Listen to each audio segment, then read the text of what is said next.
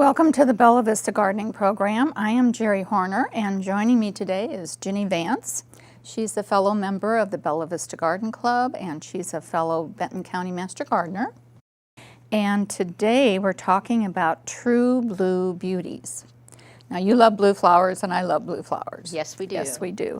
And sometimes it's hard to find blue flowers. But anyway, we're going to talk about some of the blue flowers that we can put in our garden. And we're also going to talk about upcoming events and what to do in your garden for July. So, other than weeding and watering. So, you have to do that all July. Yes. So, but first I want to thank our sponsor, Creek's Nursery on McNelly Road. We are so glad to have them as a sponsor of our show. And we're going to hopefully do some scenes from their garden, film some scenes, so that you can see what they have available. And they're just a great garden center, so they have a lot to offer. Beautiful center. Yes, yes. And there aren't too many things to do in gardening activities in July, but if you go to the Crystal Bridges or the Botanical Garden in the Ozarks websites, they have activities in July going on, so you can check those out. Of course, you got the 4th of July things going on too. Okay, I'm sorry. Okay. And if you like blue flowers, we're going to show you some blue flowers that you can add to your garden. And not all of them may be available locally, but a lot of times you can get them online. So, and you've ordered flowers and plants online? Yep. So, and you know what to look for. You have to be careful who you order from, and make sure they're reputable and all that. So. We've gone through that in one of our other shows, how to order online. And but we do have some pictures of some blue flowers, and I think they're going to show you. The first one is the Grape Hyacinth, and that's Muscari Archery. And the Blue Magic is one of the varieties. Now, I have Grape Hyacinths. Don't you have them I do too, with my tulips in the early spring. And they're then beautiful. They come up everywhere sometimes. Sometimes they'll come up in the path, and you just never know where they're gonna come up. So, but the Grape Hyacinth is a great plant. It's one of the first ones to bloom, and sometimes they'll come through the snow because they bloom so early. But they last a lot longer than the tulips. Oh yes, they do. They bloom throughout. Yes, they do. The spring. Mm-hmm. And it grows in sun or part sun. And they get 6 to 8 inches tall. I think mine are closer to 6 inches tall, and they're zones 5 to 9. So we're zone 6, so they're safe to have in our area. So. And one thing that I have never done with mine, I've never split my bulbs. No. And they just continue to grow, and they're just beautiful. In fact, they do better here than the tulips. Yeah, they do. Yeah, tulips are not a good plant for here. The Grape Hyacinths don't really need to be divided unless they get so thick and they don't bloom. Mm-hmm. If they stop blooming and they came up in a certain place last year, then you can dig them up and divide them. Right. Thin them out a little bit. Right. So beautiful. They are pretty. Beautiful plants. And then the next one is the Geodoxa fabrici. That is called Glory of the Snow. Now, I don't have this one, and I don't know about this one. This is one I researched.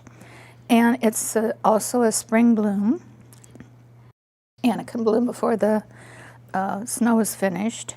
It grows in the sun to part shade, but it doesn't like hot afternoon sun. So some of them can take that hot afternoon sun and some can't. But this is such a sweet little thing. It's got the white center and then the blue. They're real petite. Edges. Yeah, they are. They're so sweet. I don't have these either. They grow to about 3 to 7 inches tall in zones 3 to 8. So it is also deer resistant and attracts butterflies and hummingbirds. Now, I don't think the hummingbirds are out this early where where they would, be on those flowers, but I guess in other areas they would attract them. Then the next one we have is the Gentian, and it's called True Blue. Now this is more of a purple blue. There's so many shades of blue, just like you got navy on and I've got periwinkle, and there's so many shades of blue. And I've never heard of this plant before. And it grows to 15 to 20 inches tall. It likes moist soil and the sun to part shade, but it doesn't like hot afternoon sun. So we have some pretty hot afternoon sun sometimes. And it has been used a lot in medical cures. It's the roots have been used for different medications, so it's zone 3 to 9. No, I looked this plant up because it's a beautiful plant, And I never heard of it, though. grows all the way through midsummer through fall. So Proven Winners has this one, and it looks like it's a very popular plant. So we're going to have to get some. Well, I just don't know if it's available around here. We're It gonna is. have to have the nursery. Well, not in the nurseries, but I know you can get it through Proven Winners, and so for that to grow through midwinter through fall, and Right. blue flowers without deadheading, which is a plus. That's So a big plus. it's a big plus. Yeah. So we'll have to check that one out. Yeah, we're going to have to get that into our gardens. And now the next one is the Iris cristata, and it's the dwarf crested iris. Now I have this in my garden, and I've had it for years, and it's just a small dwarf iris. And It's if they can show the picture of it. But it does well in shade, to part shade. I don't think it likes full sun. I had it in full sun, and it just doesn't do well. But it likes shade to part shade, and blooms in early spring, about 6 inches tall. Again, it's deer resistant. The deer don't bother it, and it's just a sweet little flower. This was one of the very first plants that you gifted me. And the petite flowers on that are just so pretty. They are. But isn't there a story about the Oriental people used No, that's the roof iris. that's there's- another one that's Yeah, it's a beautiful too. different- Yeah, that's another blue iris. That's another blue iris. Yes. But anyway, this little iris it's beautiful. It's so Yeah. sweet, and it blooms early, and Yes. it's It really- lasts. yeah. And then right now, since it's finished blooming, the leaves on it are just so pretty in the garden. Oh, yeah. It's just very Just very a lot of very texture. compact, Yeah. and the leaves are staying green, which is very unusual for Yeah. an It's- iris. They stay green all year. Yeah, they They're do. really nice. Yeah. Very very It's a good addition, and we have it available in our plant sale usually. yep. So, then the next one is the Hortensia virginica. It's called Virginia Bluebells. That's what most people call them. And it's a native, and it's ephemeral perennial, which means it blooms and then it kind of fades away. After it finishes blooming, it kind of disappears in your garden. So you think maybe it died, but it didn't. It just kind of disappears until spring next year. And it grows 1.5 to 2 feet tall. And the buds appear kind of pink when they first come out, and then they open to a beautiful blue. So sometimes they kind of look pink because they haven't fully opened. And then it blooms in early spring, and it likes moist, rich soil. And it can tolerate the black walnut trees. So if you have black walnut trees, you can grow this under those trees, and it'll be perfect because there's so many plants that black walnut puts out a chemical that the plants don't like, and it affects their roots. So this is one plant you can use around black walnuts. Now, do you have that in your garden? No, I don't. I was going to say, I was reading on that online, and very short bloom cycle, but a very pretty, It's a wild-looking wildflower, flower. yeah. Very pretty. And in Texas, they're just everywhere. You know, Oh, that is their wildflower, that's their isn't it? wildflower, yes. So you see them all over Texas. So they do like the heat, I guess, a little bit more than some of the others, but it's a beautiful flower. And I think a couple of our members have this flower in their garden, so it may be available in our plant sales. And then the next one we have is Myosotis Sylvetica, and it is called the forget-me-not. Now, I know we've had this plant in our plant sale, and it's a native perennial. It blooms from May to October, so you can't beat that. And it does well with fertilizing in spring and fall. So if you fertilize it, because it's such a bloomer, it needs some fertilization. It can grow up to 2 feet tall, although I haven't seen them grow 2 feet. And it likes moist soil and prefers shade. And it will reseed itself. So this could be a spreader I was going to say it'll take over. It can It'll take over if you don't watch it. Yep. And sometimes there's a pink petal on the flowers instead of blue. Every once in a while you'll see a pink petal on those blooms. So it's zone 5 to 9 also.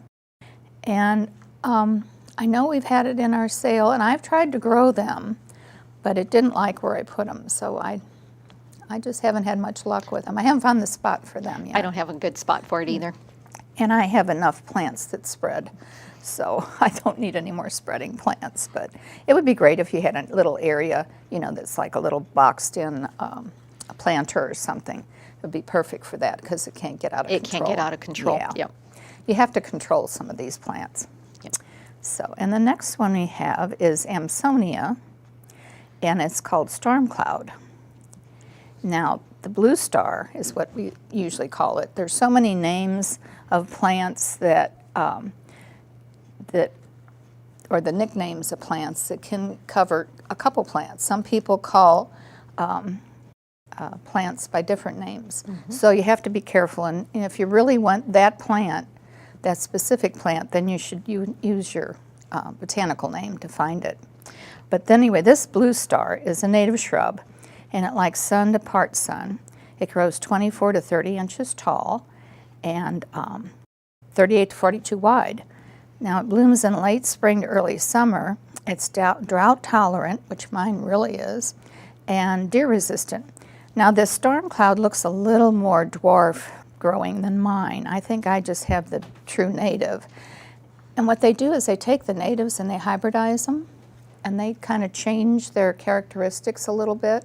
So this one looks like a little more dwarf or miniature. I know the one you have It's tall. is tall, Yeah, it's but about the 3 foot. flowers are beautiful. Oh, they I are. mean, they're just the forming of that star and the blue star, and it lasts throughout the spring through early summer. So, in fact, mine that you had given me is still blooming. Oh, is it really? Yeah, but it's more in the shade. Yeah. So mine gets a little more afternoon sun. yeah, And we do have this in our plant sales. we do. Because it does send out little seedlings, you know, around the plant, but it's not an invasive plant. The little seedlings are easy to pull up, or, you know, it's not really what you'd call invasive. So it's a nice little plant. And the next one we have is Hydrangea serrata, and it's the Bluebird variety. And it's a lace cap. Now the lace cap means there's a flower, and then around that flower are little larger petal flowers. So They're beautiful. It's a different form of a hydrangea. And it's a perennial, 4 to 5 foot tall, and likes well-drained soil and part shade. Now, the leaves are just slightly serrated versus the other hydrangeas. And it's also called a mountain hydrangea. And it can be more tolerant to those late spring freezes. You know, my other mophead hydrangeas, these late frosts in the spring just take the buds out. They do. And this one is a little bit easier to have flowers if you have late spring. The first time I saw this plant, it was a Master Gardener garden walk. And I just turned a corner and I saw the most beautiful bush just covered with these gorgeous flowers. And it just takes your breath away. It was Now, I've just never beautiful. seen this one on. It's very difficult to find. Well, it's not easy to find. Yeah. Yeah, you have to. Well, and then in order to Either. keep the blue, the flowers, you've got to, use the aluminum sulfate, Well, they like acid soil. the acid soil. The more acid, the more blue. Right. And some hydrangeas, you can change the color just by adding lime to the soil. Goes it makes pink. it sweeter. It makes it more pink or Yep. lavender. But to get a true blue, you'd have to have acid soil. Yep.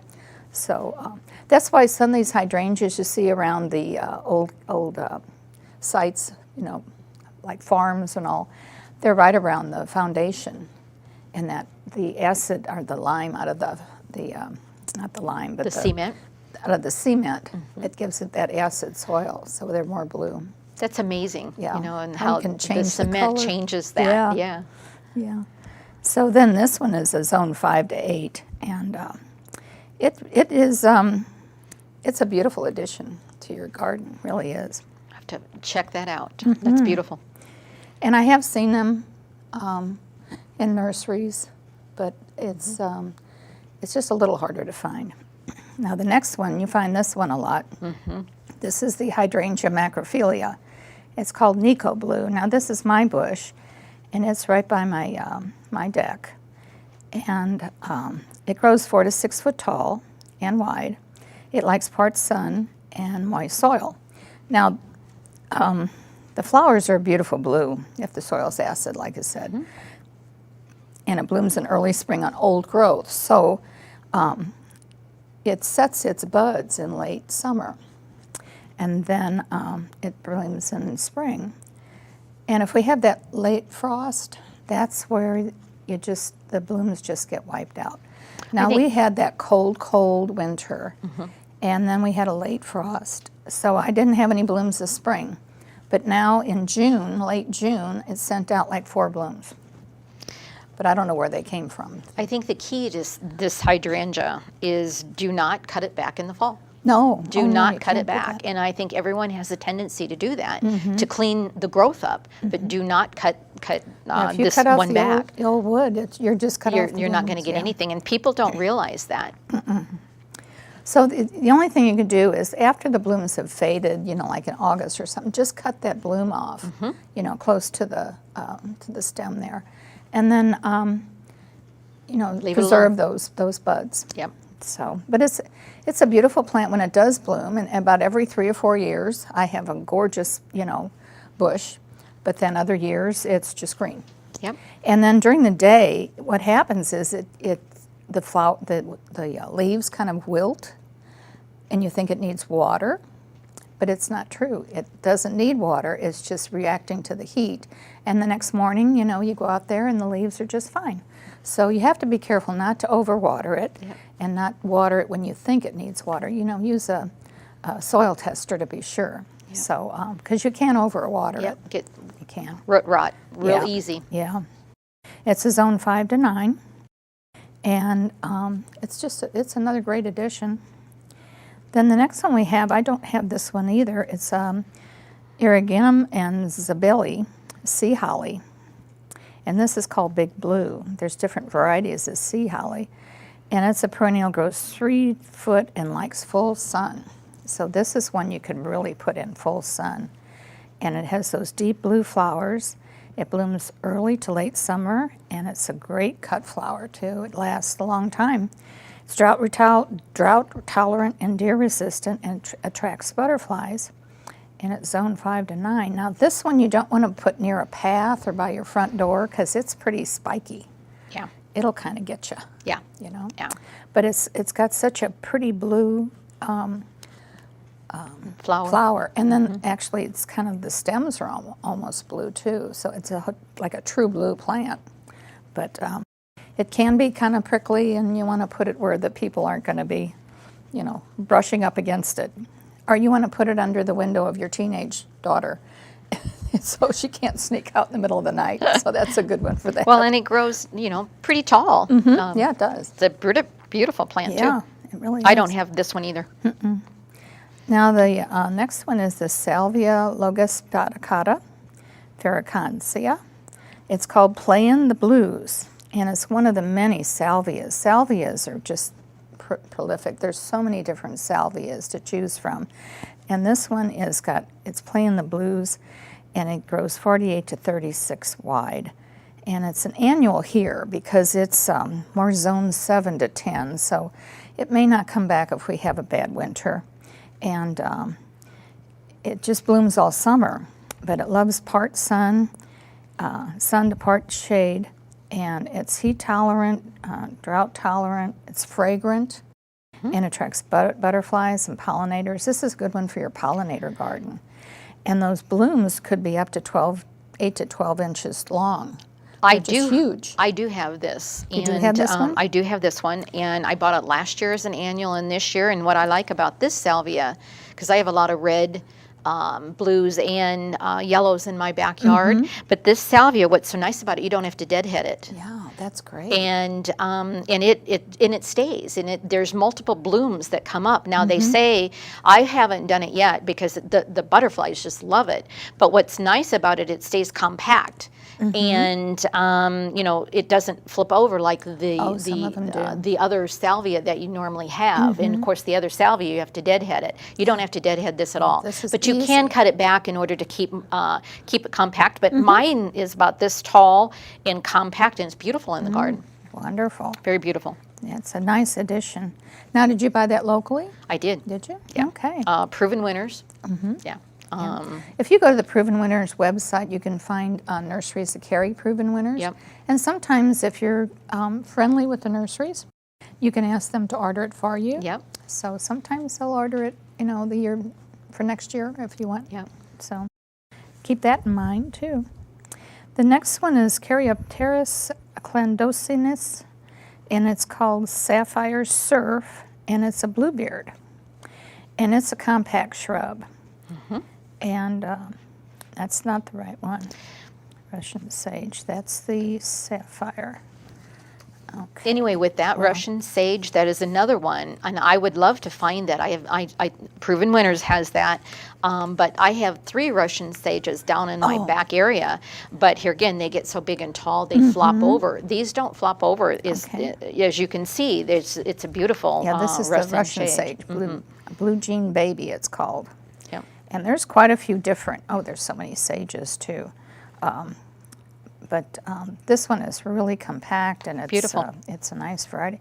2.5 to 3 foot tall, and it's a moderate grower. It doesn't grow real fast, so you can, you know, kind of watch it grow in your garden. Yeah. And it likes full sun, and it blooms midsummer to fall, so you have it blooming all the time, I guess. So Yeah.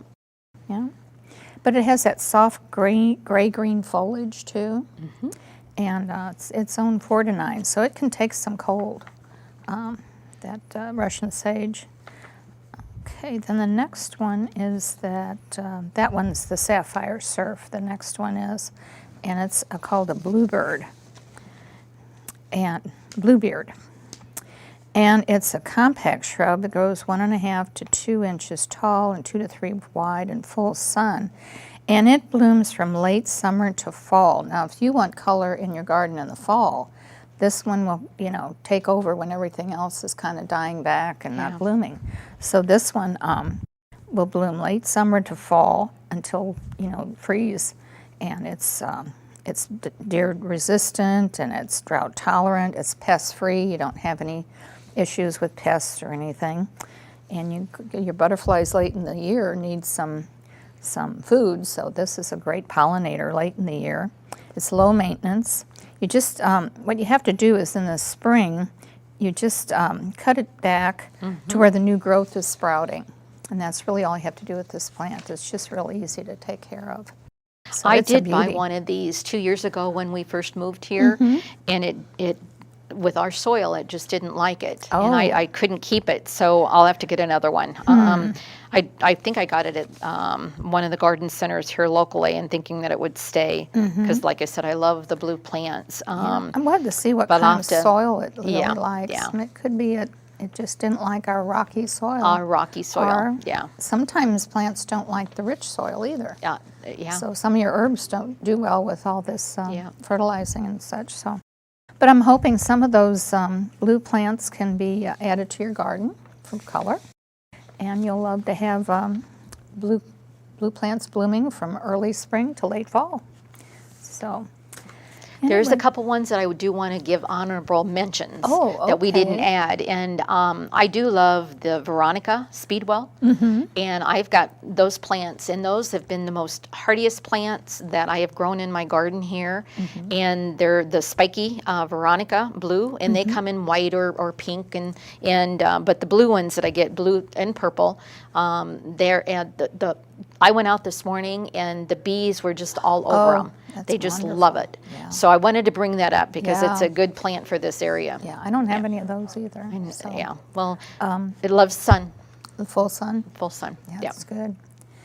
Anything else? Any other blue ones you have? Well, I've got the balloon flowers. Oh, yeah. As we all have, and and with the bellflower family, and I do love those too. Yeah.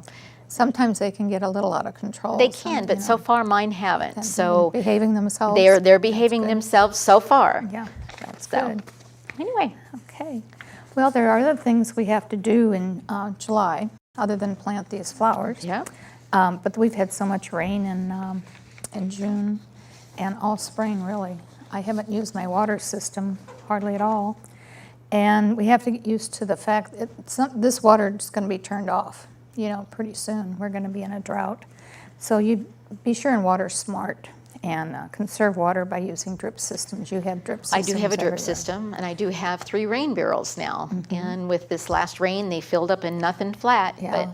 But with that heat, though, the 92, 98 degree weather that we've had, I've had to water. Yeah. But I used the rain barrels, so. Well, they love rainwater over the faucet water because of all the chemicals in there, so they do love that.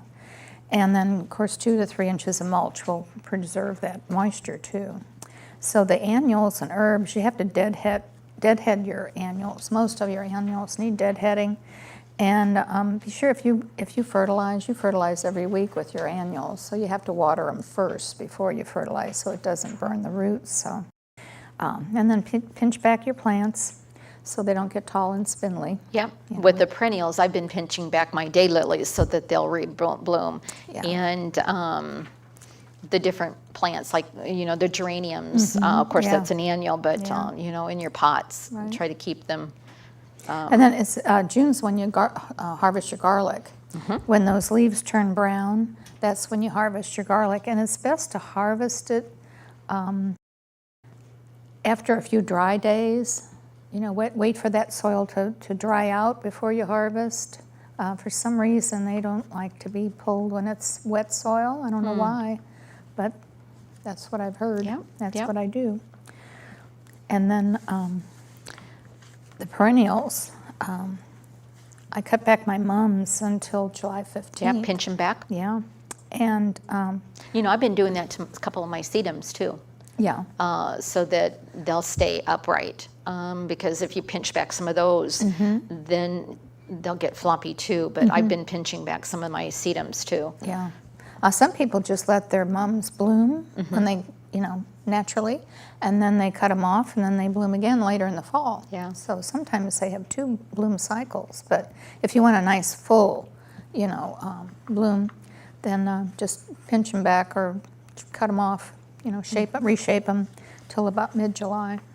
So, and your lawns, let's see, we gotta have deep watering at least 1 inch a week and hold back on fertilizer during July and August because there's no sense forcing that, growth and you don't want to be out there cutting grass and watering so much. So, On the roses, which is next, watch for the aphids and the fungus and Japanese beetles. The Japanese beetles are here. I've seen them, but they have not munched my roses yet. But I've been putting neem oil on them, so because they've had a little fungus on it. So well, with all this moisture Yes. we've had and high humidity, the fungus on the roses and the phlox have been terrible. So yeah. Well, and then my azaleas have gotten a little white fungus on it, so I've had to put the copper fungicide on that. Yeah. So. well, roses are beautiful if they're, in full bloom because they're just a beautiful plant to have. Very pretty. Yeah, if they've survived this past winter. So. And trees and shrubs, be sure to check your evergreens for scale bagworms and webworms. You can destroy the bagworms by burning them in a bucket. Don't just take them off and throw them in your compost or throw them in the trash. You really need to destroy those bagworms. They'll come back. They'll come back. And if you put them in your trash, then someone else is going to have them. So that's best to get rid of those. And then if you did plant the trees and shrubs this spring, be sure to watch the water, monitor your water. So. And the vegetables, you have I've a got wonderful- 5-gallon buckets of vegetables, and my peppers are doing beautiful, and my tomatoes are doing beautiful. I know your tomatoes are wonderful. They're delicious. So, They are anyway, they've come, they're, starting to get the tomatoes. I know with the Helping Hands Garden through the Master Gardeners, they had indicated they've had already produced 500 pounds of vegetables for the pantry Right. there. And this so is that's just, perfect. So your vegetables are ready to be harvested. Right. And you got to get them before the insects and the rodents Definitely. do or whatever. Yeah. When I grew tomatoes, I'd just about be ready to take one the next day, and I'd go out there, and the raccoon would have taken a big bite out of it or something. So we have to deal with the critters. Well, and be sure and water them daily, depending on where you're at. Watch for the And then they need fertilizer too. fertilizer. Yeah. Once they start growing. Yeah. So if you have any other gardening questions regarding gardening in July, the Master Gardener has a website. It's the bentoncountygardening.org, and it's filled with gardening information. And for more information on the Bella Vista Garden Club, you can go to bellavistagardening.com. And we have, on our homepage, we have a list of things to do in your garden for the month. You can go there and check. And the main thing to do is, for right now, is just enjoy what you planted, and take a little lemonade out there, iced tea or whatever you want, and just enjoy your garden. Don't just be working at it all the time. Just enjoy it too. I drink my morning coffee and walk my garden, and I know we also have our wine in the afternoons and walk our gardens. Right. So. Yeah. And you got to share your gardens. Yes, and you share do. it with friends. And the garden club meetings will resume in September, so we're taking the summer off for meetings. So we'll be meeting again the fourth Wednesday of September, and we'll have more information about that later in the year. But I want to thank you, Ginny, for joining us today. You're welcome. It's always fun to talk gardening with you and to learn about, plants and what they do and how they do. And experience is one of the best things. You can read about a plant, but unless you know how it grows or someone tells you, what their experience with it, it's just hard to tell how it's going to react. So it's good to know. So anyway, I hope you've enjoyed the program, and will join us next month. And don't forget to stop and smell the roses.